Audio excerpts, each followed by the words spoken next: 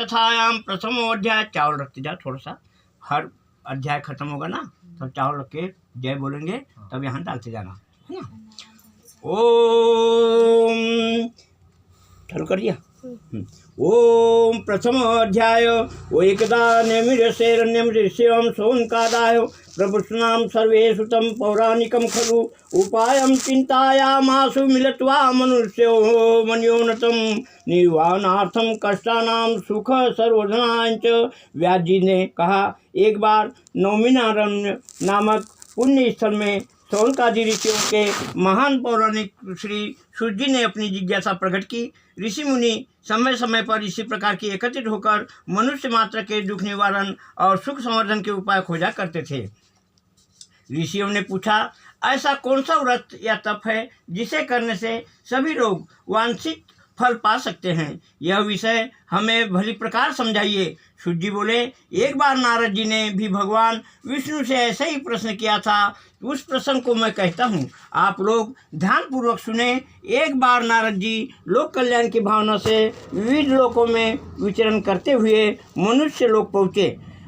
वहाँ उन्होंने अधिकांश मनुष्यों को अपने ही असत्कर्मों के प्रभाव से नाना प्रकार के कष्ट पाते देखा। उनके मन में करुणा उत्पन्न हुई तथा प्राणियों के कष्ट और दुख कैसे मिटे, यह सोचते हुए विष्णु लोक जा पहुँचे। वहाँ भगवान विष्णु के सामने पहुंचकर उन्होंने उन जगत पालक की स्तुति की। स्तुति सुनकर भगवान ने नारद जी से उनका उद्देश्य पूछा। भगवान बोले, हे नारद, आप किस उद्देश्य से आए हैं? अपने मन की बात निसंकोच कहे, मैं आपकी शंका का समाधान बताऊंगा। नारद जी बोले, हे प्रभु, मृत्यु लोक में प्राणी अपने पाप कर्मों के फलस्वरूप तरह तरह की हीन परिस्थितियों में जन्म लेकर भीषण कष्ट पा रहे हैं। आप मेरे ऊपर कृपा भाव रखते हैं तो कोई ऐसा उपाय बताइए कि कर्म फल का निधान भी न टूटे और प्राणियों के दुख का निवारण भी हो जाए। भगवान ने कहा, नारद जी, आपने लोकहित की भावना से बड़ा सुंदर प्रश्न किया है, इससे मुझे प्रसन्नता हुई। मैं तुम्हें ऐसा व्रत बताता हूँ जिससे यह दुविधा दूर हो जाएगी। श्री सत्यनारायण व्रत ऐसा व्रत है जिसे विधि विधान पूर्वक करने से इस लोक में सुख और अंत में सद्गति प्राप्त होती है। नारद जी ने पूछा, हे प्रभु, इस व्रत का क्या विधान है, क्या फल है और इसे किसने पहले किया, यह सब कुछ मुझे विस्तार पूर्वक समझाइए। भगवान बोले, सत्य ही भगवान का स्वरूप है।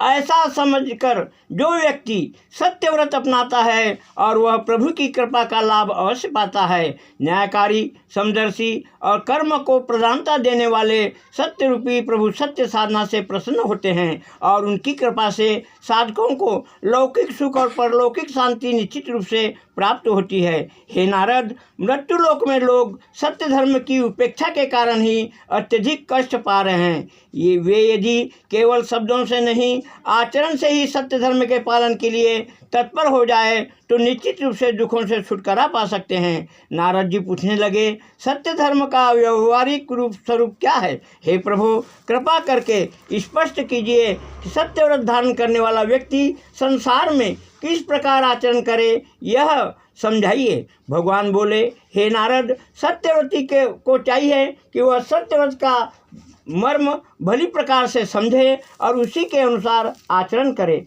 केवल वचन से ही सत्य का पालन नहीं हो जाता और न सत्य शब्दों के वश में होता है। जिससे धर्म की रक्षा और प्राणी मात्र का हित होता है, वही वस्तुतः सत्य है। धर्म रूपी वृषभ के 4 चरण कहे गए हैं: विवेक, संयम, सेवा और साहस।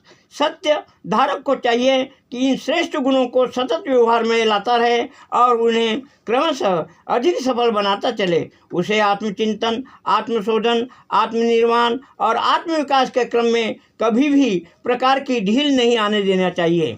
सत्यव्रती का कर्तव्य है कि उदारतापूर्वक नीचे गिरे हुए लोगों को ऊंचा उठाने चेष्टा करे और इस कार्य को में साहस तथा धैर्यपूर्वक निरंतर लगा रहे।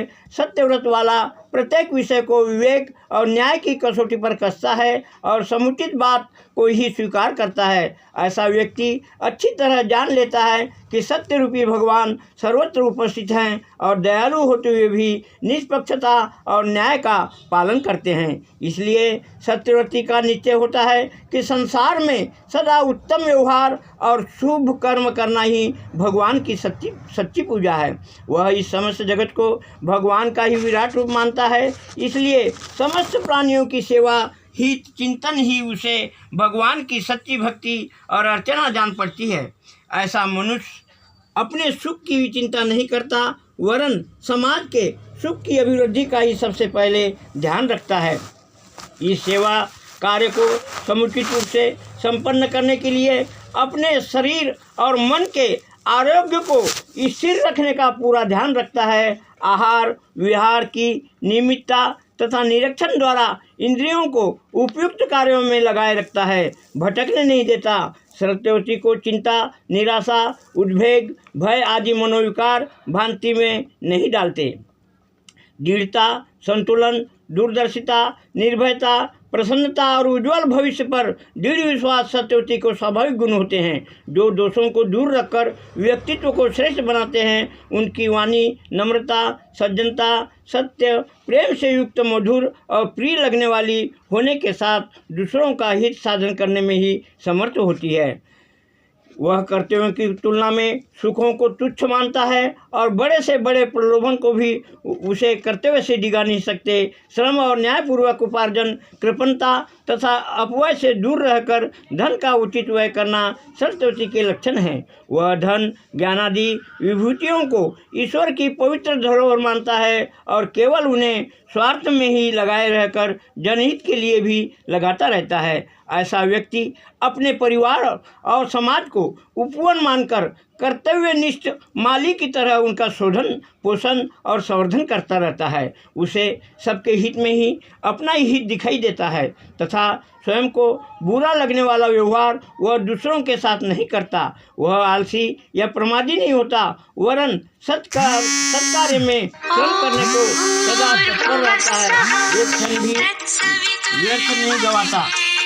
वो दूसरों में ही दोष ढूंढने के स्वभाव में मुक्त रहते हैं और निंदा तथा ईर्ष्या, द्वेष, चुगलखोरी, मद मत्सर आदि दोषों से दूर रहते हैं। इस प्रकार मनुष्य सत्यवती भगवान को अपने हृदय में स्थापित करता है और आचरण में निष्ठापूर्वक समाविष्ट कर लेता है। वह निसंदेह भगवान की कृपा का अधिकारी बन जाता है। सत्यव्रतधारियों के पास से संसार के सभी कष्ट, आपत्तियाँ डर कर भाग जाते हैं और विघ्न बाधा रहित जीवन जीते हैं। उन्हें भवबंधन से मुक्ति मिल जाती है और स्वर्ग के देवताओं की तरह सुख और संतोष का जीवन व्यतीत करते हैं। इसलिए हे नारद, तुम मृत्युलोक में जाकर शीघ्र ही मनुष्यों तक उत्तम व्रत का संदेश पहुंचा दो। इस व्रत को सुनकर उससे प्रेरणा लेकर अपने आचरण में इसे लाने से उनके समस्त कष्ट अवश्य दूर हो जाएंगे। नारद जी भगवान का अनुग्रह मानते हुए उनके चरणों में प्रणाम करके इस महान व्रत का संसार में प्रसार करने तुरंत चल बसे। बोलिए श्री सत्यनारायण व्रत कथायाम प्रथमोऽध्याय समाप्तम। बोलिए सत्यनारायण भगवान की जय। श्री किसका था फोन? रमेश कौन? सरनेम था क्या? रमेश था? कार्य में रहे। हाँ। ओम श्री सत्यनारायण व्रत कथायाम द्वितीय अध्याय। ओम अन्याथम सत्वं पृच्छामि कृतं येन पुरा द्विजम् कस्मिंश्चित् काशीपुरे रम्ये हरिष्या प्रतिनिर्धनः द्विजो नान्यात् सदानन्दो दैन्यभावामुपागतः उदरपूर्ते भिक्षाकुर्वन्नं हि व्यचरतं सदा। सूर्य जी कहने लगे, हे श्रेष्ठ जनों, अब मैं आपको सत्यव्रत धारण करने वालों की कथा सुनाता हूँ। किसी समय काशीपुरी में सदानंद नाम का एक बहुत गरीब ब्राह्मण निवास करता था। दरिद्रता के कारण दीन भाव से व्याकुल होकर वह उदर पूर्ति के लिए भीख मांगता इधर उधर घुमा करता था।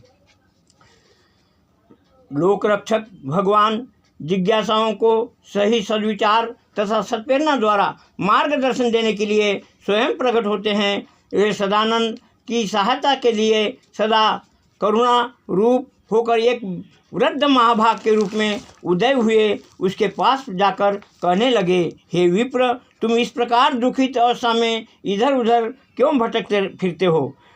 सदानंद ने कहा, हे महाभाग, मैं एक दरिद्र ब्राह्मण हूँ, भजन पूजन करता हूँ तथा भूख मिटाने के लिए भीख मांगता हूँ। इस दीन और अभावग्रस्त जीवन से मैं बहुत दुखी हूँ। इसके निवारण का कुछ उपाय आप जानते हो तो कृपा करके मुझे बताएं। वृद्ध ब्राह्मण ने कहा, हे सदानंद, तुम ब्राह्मणोचित सन्मार्ग से भटक गए हो। असत्य मार्ग पर चलने के कारण ही तुम यह कष्ट पा रहे हो। तुम्हें अपना सत्य धर्म समझना होगा तथा सत्यव्रत का पालन करने से तुम इस शांतिपूर्ण जीवन में मुक्ति पाकर ब्रह्मांडोचित गौरव पा सकोगे। भिक्षा आदि का असत्य आकर्षण छोड़ दो। सत्य मार्ग का अवलंबन तुम्हें भगवान की कृपा का पात्र बना देगा। याचना तो केवल यज्ञार्थ, जनहित के लिए अथवा विपत्ति निवारण के लिए करनी चाहिए। स्वार्थ पूर्ति के लिए मांगना अनुचित है। पेट भरने का माध्यम भिक्षा को बनाना तो पाप है। इससे ब्रह्म तेज का नाश होता है और दीनता का अभाव बढ़ता है। ब्राह्मण तो समाज से जितने अनुदान लेता है उससे अनेक गुने अनुदान ज्ञान दान तथा सेवा साधना के रूप में समाज को देता रहता है। हे विप्र, तुम दीनता, भय, आलस्य और अकर्मण्यता छोड़कर अपने ब्रह्म तेज को जागृत करने के लिए साधना करो। ब्रह्म तेज नष्ट हो जाने से ब्राह्मण की बुद्धि दूषित हो जाती है और भूसुर कहा जाने वाला ब्राह्मण दुर्बुद्धि के कारण असुरों जैसे आचरण करने लगता है। अपने कर्तव्य से गिरकर ब्राह्मण स्वयं तो दुख पाता ही है, साथ ही जिस समाज में ब्राह्मण वर्ग पतित हो जाता है उस समाज का भी पतन हो जाता है। इसलिए दीनता को छोड़कर इस दुर्भाव से मुक्ति पाओ। ब्रह्मांडोचित कार्यों में लगकर आनंदपूर्वक रहो। लगाने का ना कसरत करने का। ओम ब्राह्मणों द्वारा सत्य धर्मांतरण से संसार का कल्याण होता है, यह समझकर तुम शीघ्र संसार के हितकारी कार्यों में लग जाओ। विद्या की वृद्धि करो, स्वाध्याय करो और धर्म का प्रचार करो। तुम्हें स्वयं गुण कर्म स्वभाव की दृष्टि से दूसरों के सामने उच्च आदर्श उपस्थित करना चाहिए। तुम्हारा कर्तव्य है कि घर घर जाकर जन जन में सच्ची धार्मिक चेतना जागृत करो। वृद्ध ब्राह्मण के रूप में भगवान का आदेश मानकर ब्राह्मण सदानंद से ने दीनता छोड़कर अपने आचरण को पूरी तरह सुधार लिया। सत्यव्रत के पालन से उसकी प्रतिष्ठा बढ़ी तथा समाज के श्रद्धायुक्त सहयोग से उसके सारे अभाव मिट गए और वह तेजस्वी जीवन जीने लगा।